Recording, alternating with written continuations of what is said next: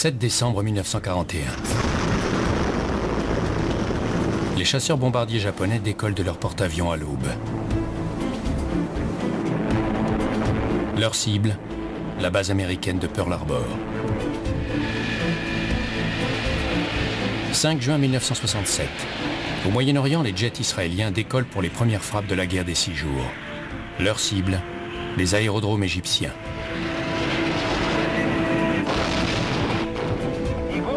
La frappe préventive, prendre l'ennemi au dépourvu, est le rêve de tous les commandants, en particulier lorsqu'ils affrontent un adversaire beaucoup plus puissant. Réussie, elle peut donner une victoire éclatante à l'armée la plus faible. Ratée, elle peut vouer le pays agresseur à la défaite totale. La stratégie est la frappe préventive.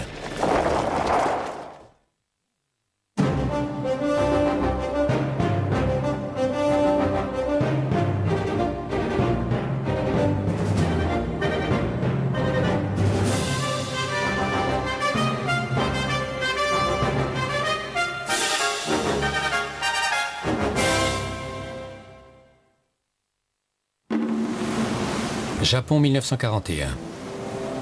Les aviateurs de la marine impériale s'entraînent à décoller de la toute nouvelle flotte de porte-avions du pays.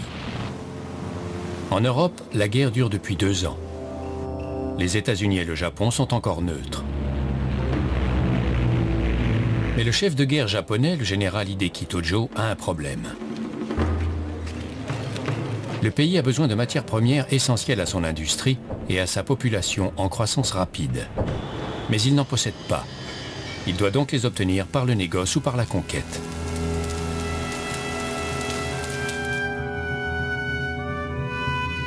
Le Japon occupe déjà la Corée et la Mandchourie et fait la guerre à la Chine pour accroître ses ressources.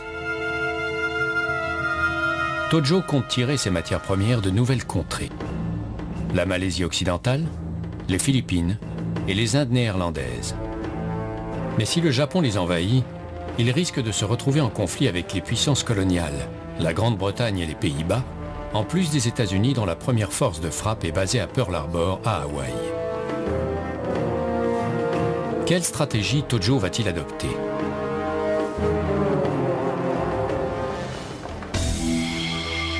Israël, juin 1967.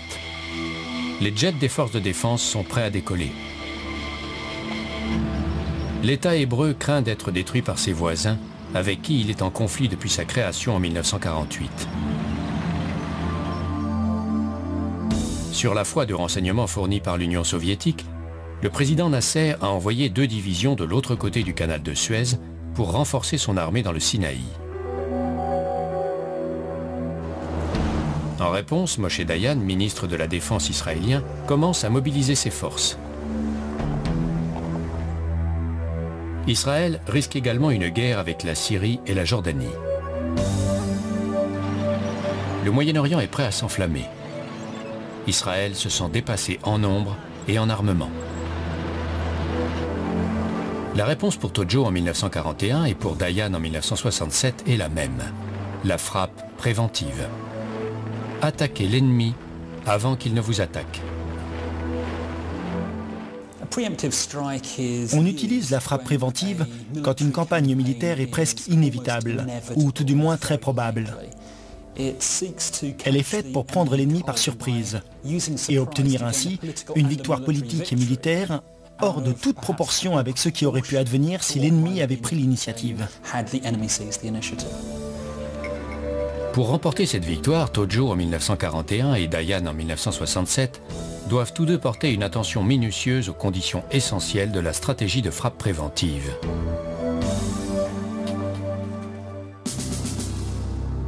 Des buts réalistes. Les chefs politiques doivent savoir ce qu'ils désirent accomplir en frappant préventivement, et les généraux doivent identifier les cibles qui permettront de concrétiser ces intentions.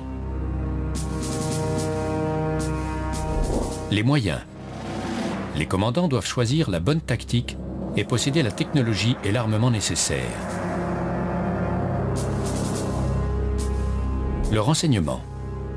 Ils doivent disposer d'un service de renseignement qui leur fournisse des informations actualisées sur leur cible, ce qu'il y a, et tout aussi important, ce qu'il n'y a pas.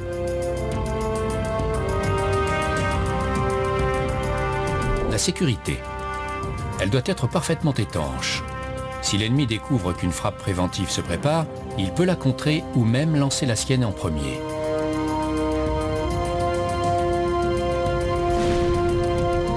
L'attaque. Les Israéliens ont un dicton. Frappe le premier, frappe fort, frappe loin. Et lorsque la stratégie globale exige plusieurs frappes préventives simultanées, elles doivent être synchronisées.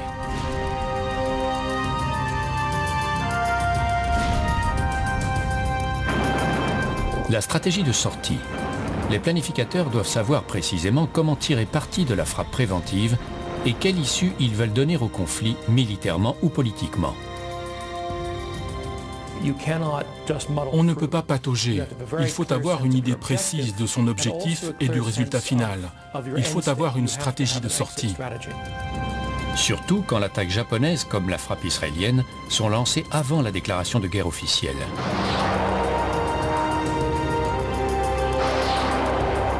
Et tandis que le conflit couve en 1941 et en 1967, l'heure est venue pour les chefs politiques et les planificateurs militaires du Japon et d'Israël de se conformer à la première condition de la stratégie de frappe préventive.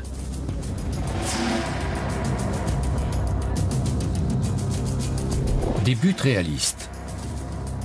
Les chefs politiques doivent savoir ce qu'ils désirent accomplir en frappant préventivement. Et les généraux doivent identifier les cibles qui permettront de concrétiser ces intentions. Le Japon est une nation industrielle dont la population s'accroît rapidement. Il a besoin de matières premières et mène une politique d'expansion agressive. Au milieu de 1941, la domination des Japonais en Indochine est totale. Selon leur plan, la zone qui leur fournit ces précieuses matières premières doit être étendue à la Malaisie occidentale, contrôlée par les Anglais, aux Philippines, contrôlées par les Américains, et aux Indes néerlandaises. Mais le général Tojo sait que s'il envahit ces pays, les États-Unis riposteront par l'envoi de leur puissante flotte basée à Pearl Harbor. Sa décision est prise. Il coordonnera ses attaques avec une frappe préventive simultanée sur Pearl Harbor. L'homme qui planifie la campagne est le commandant en chef de la flotte combinée japonaise, l'amiral Isoroku Yamamoto. Yamamoto calcule que les Américains retrouveront leur puissance, mais pas avant que le Japon ait construit un cordon défensif de bases aéronavales dans le Pacifique centre et sud-ouest. Pour briser cette barrière, les États-Unis devront livrer une campagne longue et épuisante, et l'opinion publique finira par forcer le président Roosevelt à négocier un traité de paix, abandonnant au Japon les territoires pris aux empires britanniques et néerlandais.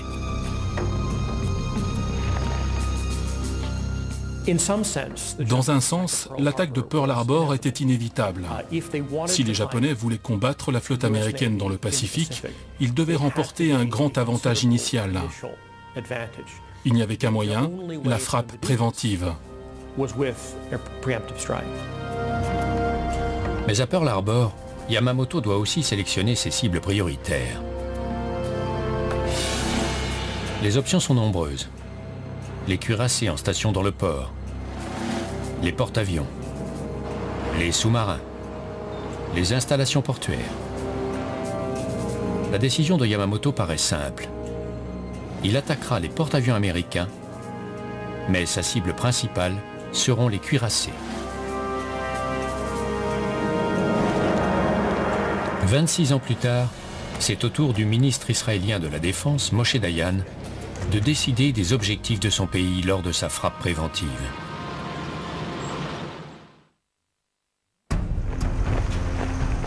Pacifique, 1941. Les plans de guerre japonais contre les États-Unis sont presque finalisés. Moyen-Orient, 1967. Toute la région se prépare à un conflit majeur. Tojo et Dayan sont conscients de l'importance de la frappe préventive dans la planification des grandes campagnes des deux guerres mondiales du XXe siècle.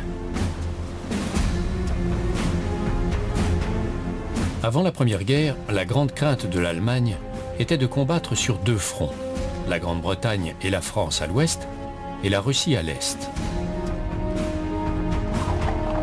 Le plan Schlieffen propose une frappe préventive contre la France. Les troupes allemandes seraient ensuite transférées sur le front Est. Le plan échoue parce que les armées allemandes sont arrêtées avant de prendre Paris et s'embourbent dans l'impasse de la guerre des tranchées. Durant la Deuxième Guerre mondiale, les Allemands redoutent à nouveau un conflit sur deux fronts. En juin 1941, ayant vaincu la France, Hitler déclenche l'opération Barbarossa, sa frappe préventive contre Staline et l'Union soviétique à l'Est. Au début, sa réussite est incontestable. Mais la campagne s'enlise dans les neiges hivernales et l'indécision de Hitler sur ses cibles.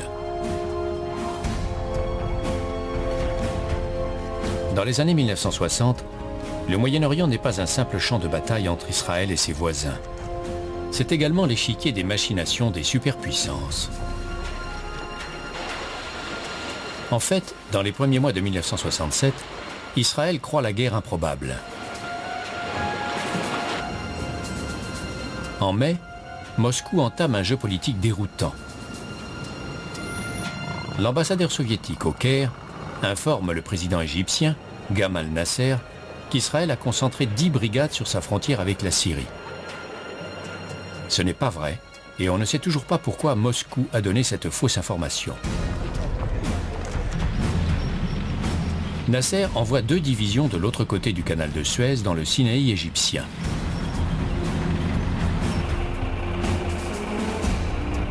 Israël se prépare à la guerre. Les deux camps confirment qu'Israël n'a pas rassemblé 10 brigades sur sa frontière syrienne et que le rapport soviétique n'a aucun fondement.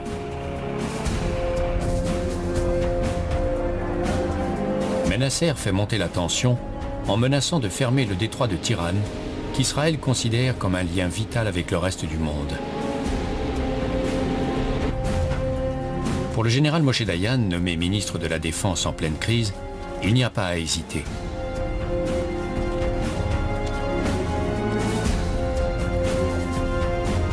La doctrine centrale des forces de défense israéliennes est basée sur la frappe aérienne préventive et le transfert du conflit en territoire ennemi par une campagne de blitzkrieg dans le Sinaï.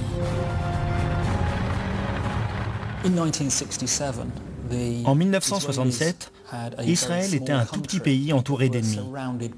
C'était un pays extrêmement vulnérable. Par conséquent, la frappe préventive contre les Égyptiens visait à lui donner une plus grande envergure stratégique, mais elle devait avoir des buts réalisables. Et n'oublions pas qu'Israël doit se battre sur 3 fronts à la fois. Contre l'Égypte, la Jordanie et la Syrie. Les forces israéliennes devront être déployées rapidement pour répondre à ces menaces. Dayan doit donc avoir des cibles précises et connaître les limites de son plan.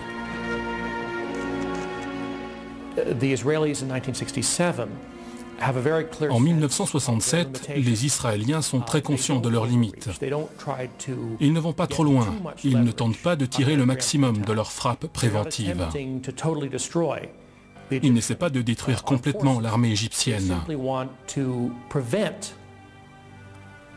Ils veulent simplement empêcher les Égyptiens et les Syriens de réussir l'attaque qu'ils préparent.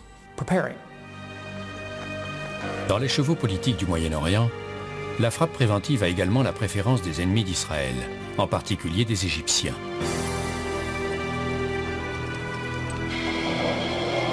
Mais les deux camps admettent qu'ils doivent obtenir l'accord au moins tacite des superpuissances qui les soutiennent. Dans le cas d'Israël, Washington, et dans le cas de l'Égypte, Moscou. Bien que l'URSS soit responsable de l'escalade, le 25 mai, 11 jours avant le début de la guerre, Moscou informe l'Égypte qu'elle ne peut consentir.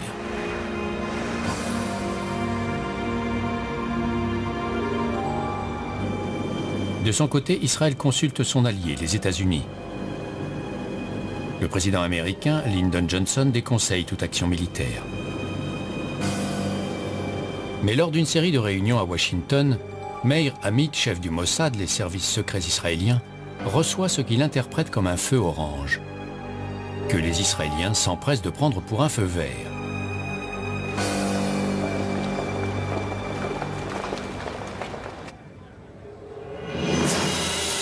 En 1967, le plan de bataille de Dayan est donc d'attaquer le premier.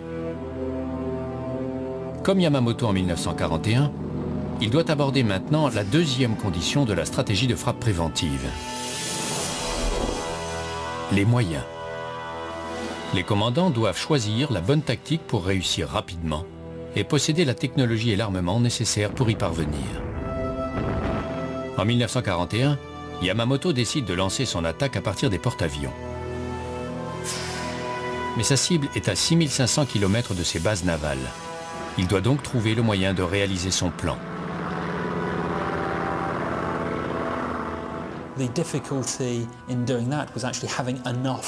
La difficulté était d'avoir suffisamment de porte-avions pour porter la bataille chez les Américains.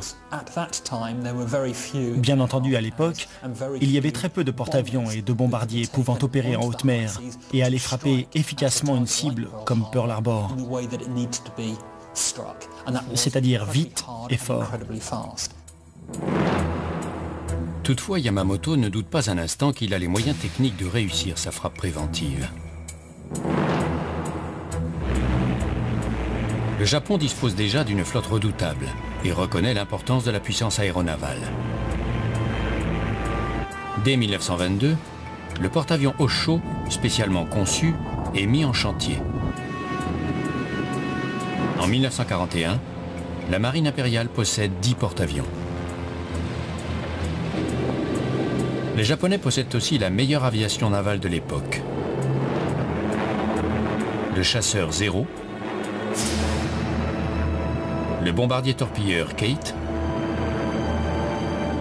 le bombardier en piqué Val, et ceux qui les font voler, commandés par un des plus grands pilotes de l'aéronavale japonaise, Mitsuo Fuchida, qui a plus de 3000 heures de combat aérien à son actif. Les torpilles sont équipées d'ailettes, adaptées au haut fond de Pearl Harbor.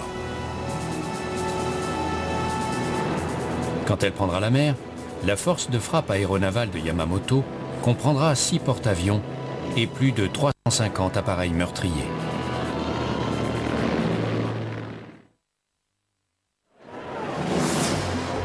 Fin 1941, Yamamoto finalise ses plans d'attaque de Pearl Harbor. Pour l'aider, il s'appuie sur un précédent historique. En novembre 1940, une puissante flotte italienne est stationnée dans le port de Tarente, au sud de l'Italie. Elle est bien plus nombreuse que la flotte anglaise de Méditerranée.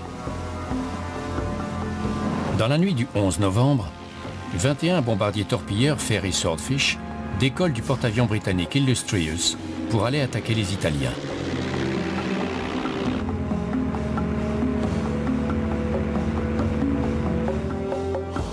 Le cuirassé Littorio est touché par 3 torpilles, le Conte di Cavour et le Caio Giulio par une chacun. Un croiseur est endommagé dans la rade. Le lendemain, les bâtiments intacts sont transférés vers des bases navales plus au nord. C'est la première attaque aéronavale de l'histoire. Yamamoto a envoyé l'attaché naval à Rome étudier en détail la bataille de Tarente. Il en fait le modèle de son attaque de Pearl Harbor.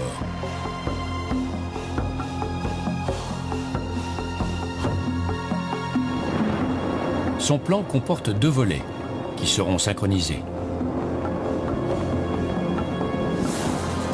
Tandis que ces avions fondront sur Pearl Harbor, d'autres unités attaqueront Luzon aux Philippines.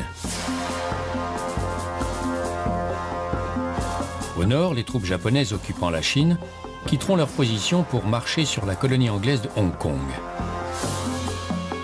Pour compléter la première phase, les navires japonais convoieront des soldats vers la Malaisie occidentale et les Indes néerlandaises.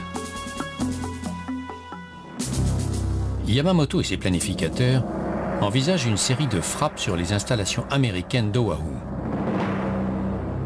Les aérodromes seront visés afin d'éliminer la menace aérienne. Puis, une deuxième et une troisième vague suivront. La cible principale est Pearl Harbor, avec l'île Ford au milieu, et les cuirassés alignés à quai. La première vague d'assaut décollera des porte-avions à 6 h et attaquera à 7h55.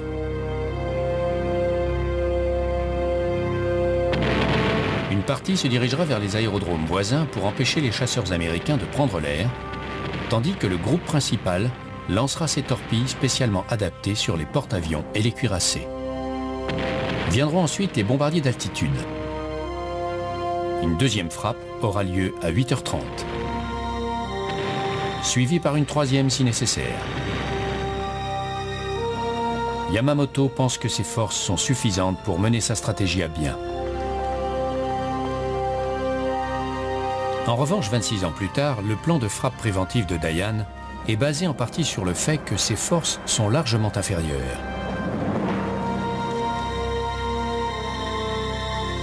Israël a 10 brigades blindées contre les 18 de ses adversaires, 1300 chars contre 2500, 746 pièces d'artillerie contre 2780 et, élément crucial de sa stratégie, 247 chasseurs contre 557.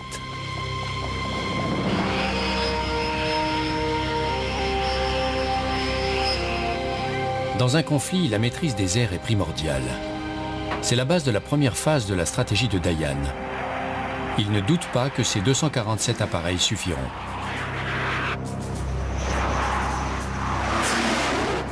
Ainsi, Yamamoto en 1941 et Dayan en 1967 pensent avoir les moyens de mener à bien leur stratégie de frappe préventive.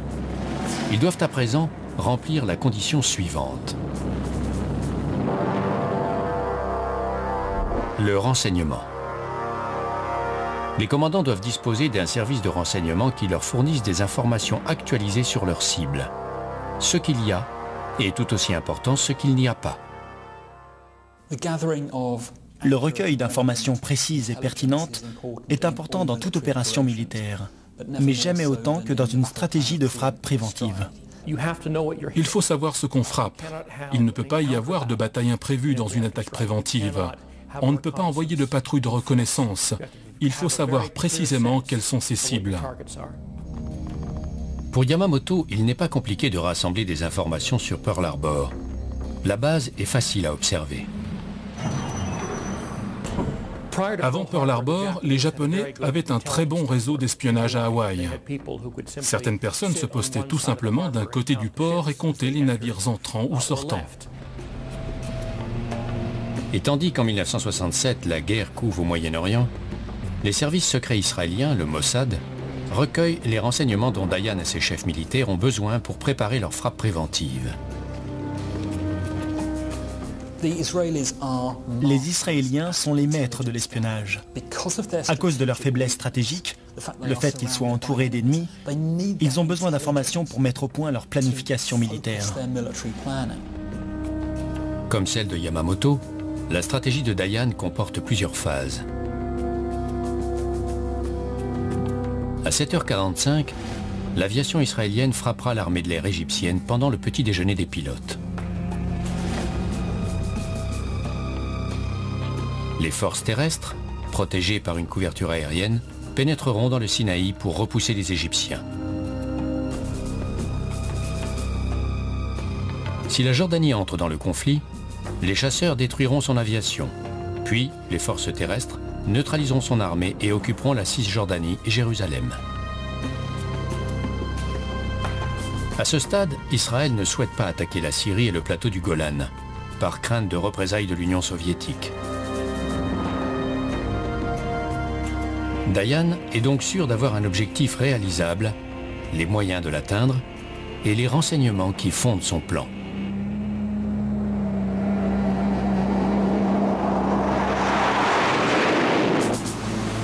Le 26 novembre 1941, près de 2 semaines avant Pearl Harbor, la flotte de porte-avions de Yamamoto, commandée par le vice-amiral Chuichi Nagumo, quitte les îles Kuril au nord-est du Japon.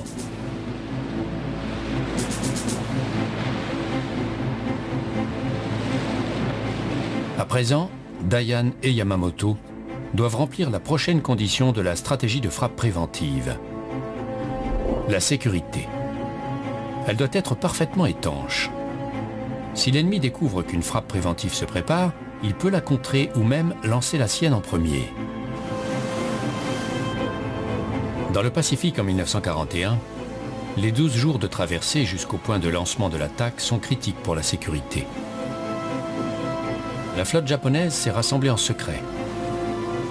Yamamoto édicte une série de mesures visant à maintenir la sécurité. Le silence radio doit être observé au maximum. Des messages radio sont envoyés pour simuler une flotte fantôme ailleurs. Les émissaires japonais à Washington poursuivent les négociations sur un éventuel retrait des régions occupées en Chine.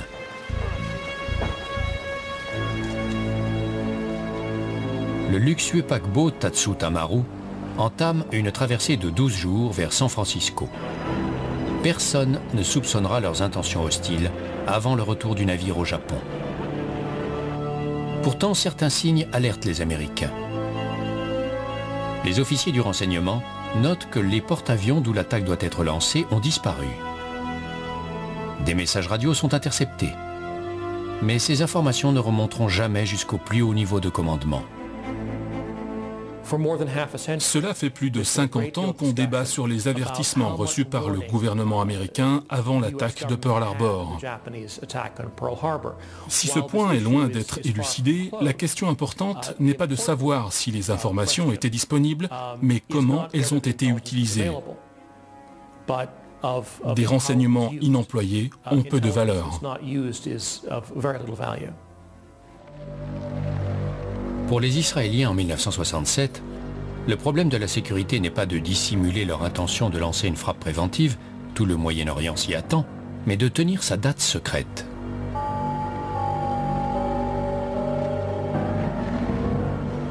Le gros de l'armée est constitué de réservistes. Pour qu'Israël parte en guerre, ils doivent être mobilisés. Mais la mobilisation prend du temps et trahit l'imminence d'une attaque.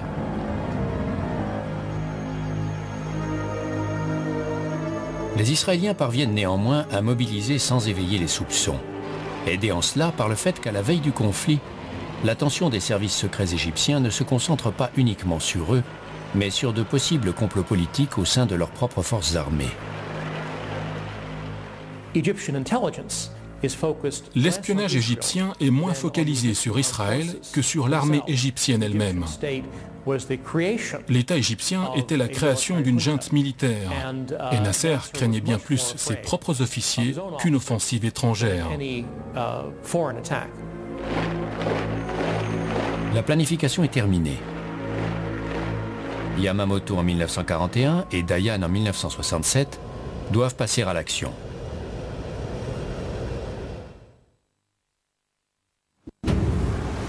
Au matin du 7 décembre 1941 et du 5 juin 1967, le Japon et Israël sont prêts à aborder l'étape suivante de leur stratégie. L'attaque. C'est l'instant où les planificateurs de la frappe préventive affrontent la dure épreuve de la réalité.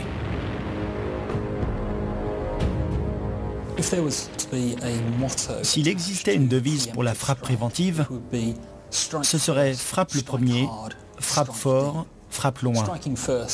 Frapper le premier est essentiel. Il faut lancer l'attaque et prendre l'initiative. Frapper fort est également très important. Le but est de remporter une victoire rapide et décisive. Pas de donner à l'ennemi une chance de riposter à un moment où vos défenses sont peut-être faibles. Mais l'attaque exige un autre élément. Elle doit être sans pitié, comme cela a été démontré à l'été 1940, alors que les forces de Hitler occupaient la France. La flotte française, la 4e au monde, est alors éparpillée dans les ports de Grande-Bretagne, de France et de Méditerranée. Le Premier ministre Winston Churchill craint que les navires stationnés dans les ports nord-africains de Mers-el-Kébir et d'Oran ne tombent entre les mains des Allemands. Il donne aux Français un choix cornélien. Rejoindre les Anglais, naviguer jusqu'à un port neutre où les bâtiments seront mis hors service et les équipages rapatriés, ou saborder la flotte là où elle est mouillée. Malheureusement, la confusion et le désaccord règnent chez les commandants français. Refusant de prendre le risque d'attendre, Churchill ordonne à la flotte britannique d'ouvrir le feu.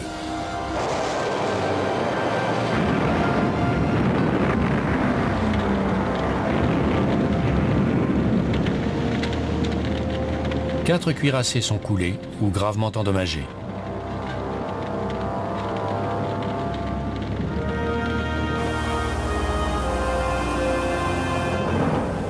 « 1297 Français sont tués ou portés disparus, 354 sont blessés. Les Français ne lui pardonneront jamais. Mais pour Churchill, cette frappe préventive était la seule façon de briser la domination de l'Axe en Méditerranée. «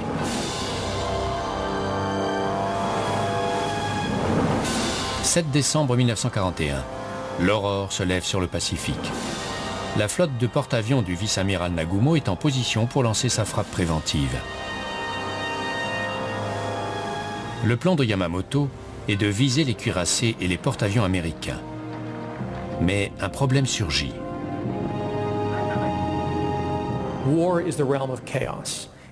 La guerre est le royaume du chaos. Elle est imprévisible par nature. Quiconque fait sienne la stratégie de frappe préventive doit tenir compte du fait que tout ce qui pourrait mal tourner va probablement mal tourner. Ce qui se passe mal pour les Japonais est le pire cauchemar de Yamamoto. 7 cuirassés de la flotte américaine du Pacifique sont amarrés le long de Battleship Row, le 8e est en cale sèche.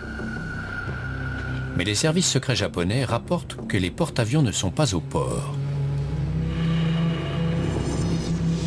Il ne peut être question de retarder l'attaque de Pearl Harbor. Il est prévu qu'elle coïncide avec d'autres frappes japonaises ailleurs. Le vice-amiral Nagumo ordonne à ses pilotes de décoller. À 6 heures, les premiers appareils de la première vague s'élancent de leur porte-avions, grimpent dans le ciel et virent vers Pearl Harbor. À 7h50, le capitaine Fushida, chef de l'escadrille, perce les lourds nuages et aperçoit les cuirassés américains au mouillage.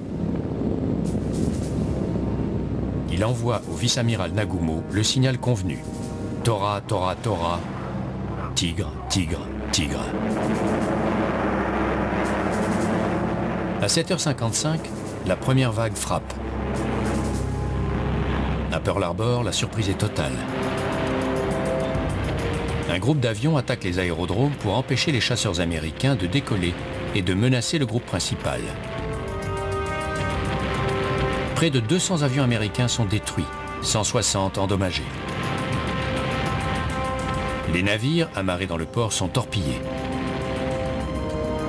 De longues files de bombardiers torpilleurs Kate foncent en piqué sur Battleship Row. Dans les premières minutes, 5 cuirassés américains, l'Oklahoma, le West Virginia, le California, le Nevada et l'Arizona sont touchés par des torpilles. Seuls le Maryland et le Tennessee, qui occupent des bassins intérieurs et sont donc protégés, et le Pennsylvania, qui est en cale sèche, échappent aux ravages. Le Nevada, bien que touché, appareille et se dirige vers l'entrée du port pour tenter de s'échapper.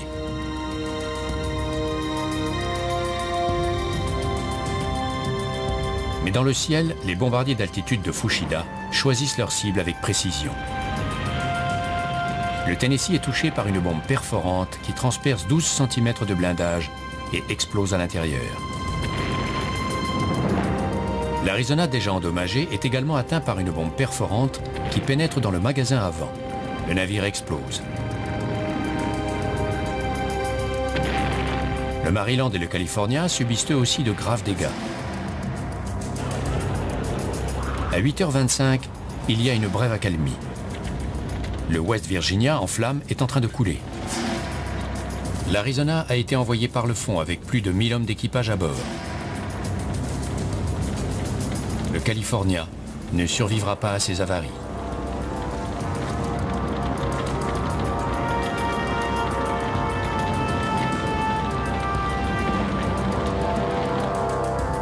Vient alors la deuxième vague. L'aviation de Yamamoto vire vers la base de Wheelerfield et les stations aéronavales de Hickam Field et Kaneohe.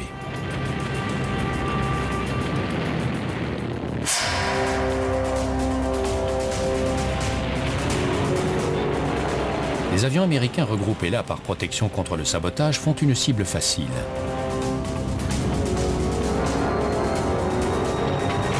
Mais la défense a eu le temps de s'organiser et riposte.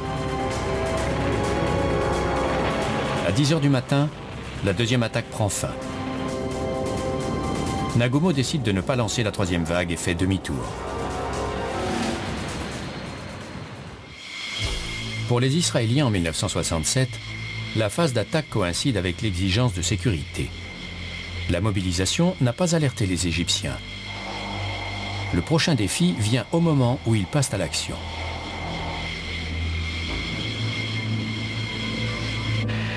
Aube du lundi 5 juin 1967. Les 183 avions de la première vague de la force de frappe israélienne décollent. Comme prévu, les pilotes égyptiens prennent leur petit déjeuner. Par mesure de sécurité, les Israéliens prennent une route détournée. Ils volent vers la mer pour revenir par l'ouest. C'est à ce moment que les craintes du gouvernement égyptien pour sa propre sécurité, sa peur d'un complot au sein de l'armée, jouent un rôle déterminant. À l'instant même où les avions israéliens vont pénétrer dans l'espace aérien égyptien, l'armée égyptienne éteint tous ses radars de défense aérienne. Le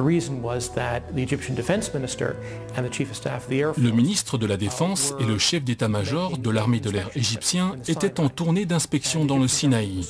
Et le gouvernement égyptien avait tellement peur qu'une batterie anti-aérienne isolée, appartenant à sa propre armée, ne tente de descendre leur avion, qu'il avait ordonné que tous les radars soient éteints.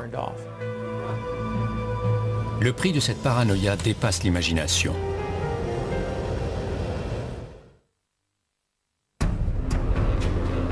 Tôt le matin, première salve de la guerre des 6 jours au Moyen-Orient. La première vague de l'attaque aérienne israélienne est lancée. Les Égyptiens ne sont pas prêts, leurs avions sont toujours au sol. À 10 h 45, l'aviation israélienne a détruit 189 appareils égyptiens. L'ossature de l'armée de l'air égyptienne est brisée. La première phase de la frappe préventive de Dayan est un succès. Dans le Sinaï, 3 divisions blindées israéliennes entraînent les forces égyptiennes dans le tourbillon d'une guerre éclair meurtrière.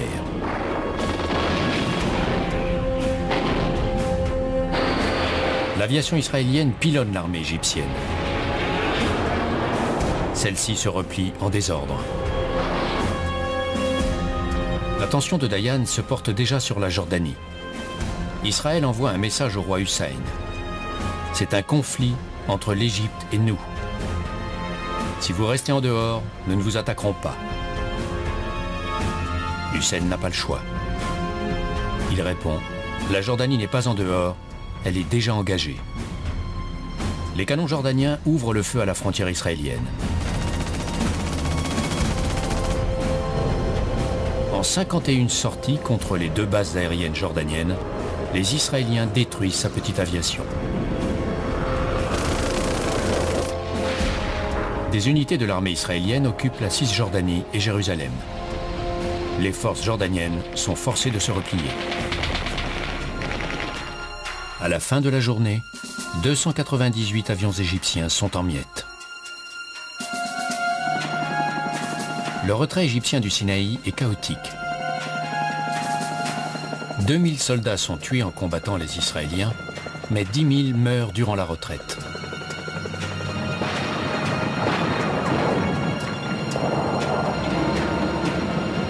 Trois jours plus tard, la bataille contre la Syrie débute sur les hauteurs du Golan.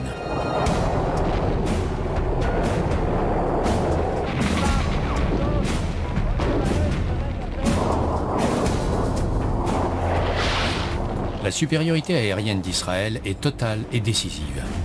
La Syrie recule. la frappe préventive israélienne a préparé le terrain pour une victoire stupéfiante.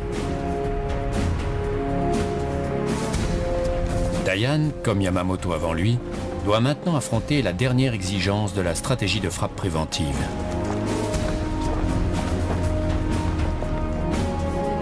La stratégie de sortie.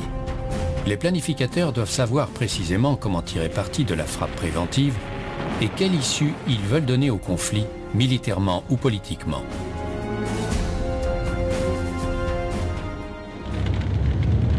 L'attaque de Yamamoto sur Pearl Harbor a mis hors de combat tous les cuirassés de la flotte américaine du Pacifique. Son plan semble avoir réussi. Mais c'est faux. L'histoire militaire prouvera que l'époque des cuirassés est révolue. Au moment même où le fleuron de la flotte américaine du Pacifique brûle, il est déjà obsolète.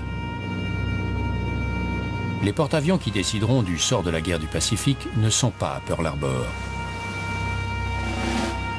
Le plan de Yamamoto néglige également la base américaine de sous-marins qui joueront un rôle crucial dans le blocus menant le Japon à la soumission. Et bien que les aérodromes subissent de graves dégâts, l'attaque laisse intactes les principales installations portuaires sans lesquelles les Américains ne peuvent opérer.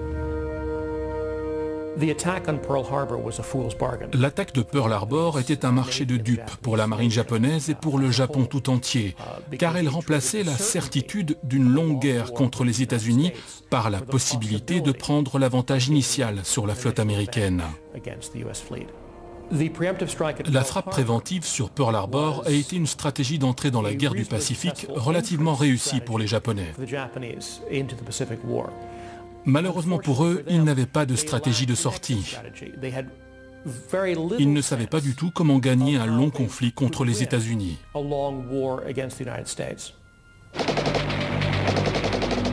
Moyen-Orient en 1967, les Israéliens remportent une victoire militaire écrasante en un laps de temps incroyablement court. Pourtant, même eux ne trouvent pas de stratégie de sortie viable. Lorsque le ministre de la Défense Moshe Dayan lance sa frappe préventive, il est parfaitement conscient de l'importance de la stratégie de sortie. Après l'attaque aérienne qui ouvre la voie aux forces terrestres, il impose à celles-ci deux restrictions très sévères. Elles ne doivent pas avancer jusqu'au canal de Suez et elles ne doivent pas prendre la bande de Gaza. Politiquement, au Moyen-Orient, l'ordre de ne pas prendre la bande de Gaza est particulièrement significatif. Dayan ne veut pas qu'Israël se retrouve aux prises avec les réfugiés palestiniens qui y vivent. Mais dans le feu de la bataille et l'ivresse du succès, il se laisse persuader par ses commandants.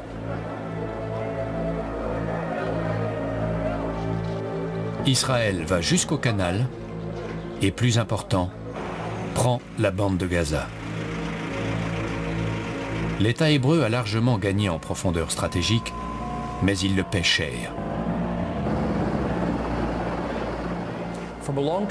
À long terme, la frappe préventive israélienne a souffert de ne pas avoir de stratégie de sortie convenable. Résultat, les Israéliens se sont retrouvés en possession de la Cisjordanie et de Gaza, des territoires qui se sont révélés source de conflits depuis 40 ans. En conclusion, comment Yamamoto en 1941 et Dayan en 1967 ont-ils satisfait aux exigences de la stratégie de frappe préventive? Des buts réalistes. Les Japonais ont un objectif précis à Pearl Harbor, réduire ou neutraliser la flotte américaine du Pacifique suffisamment longtemps pour organiser leur défense. Cet objectif ne tient pas compte de la réaction américaine ni du long terme. Par conséquent, il est inatteignable. L'objectif israélien est limité, réduire ou éliminer la force de frappe égyptienne. Par conséquent, il est précis et réalisable. Les moyens. Le Japon a la bonne tactique. Une frappe lancée par l'aéronaval et le rassemblement de ses troupes, souvent secrets, en 1930, lui donne les moyens technologiques et militaires de la mettre en œuvre. Le plan de frappe préventive d'Israël fait partie de sa politique de défense globale. Pour l'attaque initiale, tout repose sur l'aviation. Bien que largement surpassé en nombre, Israël a les moyens d'exécuter son plan. Le renseignement. Le Japon dispose des informations de ses espions pour planifier son attaque. Il reçoit aussi des renseignements directs qui le préviennent des mouvements des porte-avions américains, cœur de la cible, à Pearl Harbor.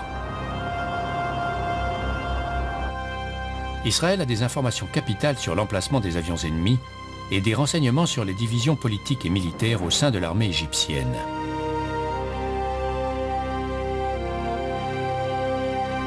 La sécurité. Celle des Japonais n'est pas étanche. Les services secrets américains signalent que leurs porte-avions, pivots de l'attaque, ont appareillé. Des messages sont interceptés. Mais les États-Unis n'utilisent pas ces rapports. La sécurité des Israéliens est si impénétrable que bien que l'Égypte s'attende à une attaque, une partie de son état-major survole la région et son système de radar est éteint alors que la première vague de la frappe préventive israélienne s'élance.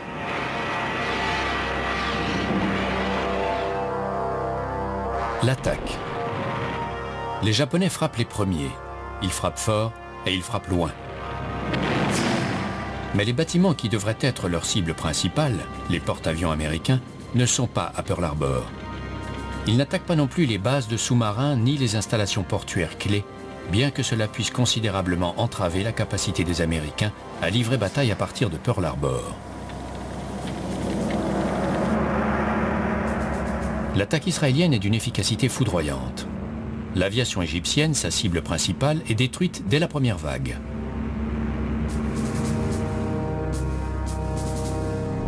La stratégie de sortie. Le Japon n'a pas de stratégie de sortie réaliste. Il n'y a pas la moindre chance que les Américains puissent tout simplement plier.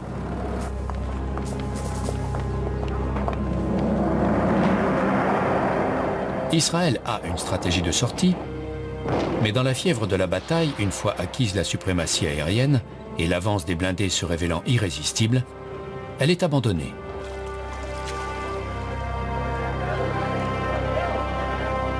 Aujourd'hui, quel est l'avenir de la stratégie de frappe préventive ?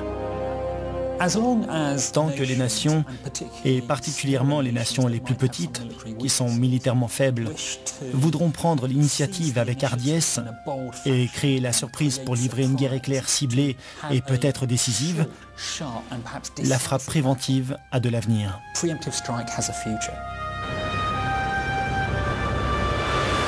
Mais dans le futur, la frappe préventive ne sera peut-être utilisée que dans des situations très précises et pour atteindre des buts soigneusement définis.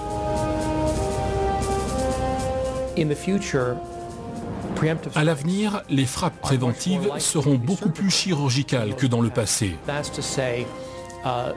C'est-à-dire qu'elles ressembleront plus à l'attaque de 1982 où un seul avion israélien a bombardé un réacteur nucléaire en Irak.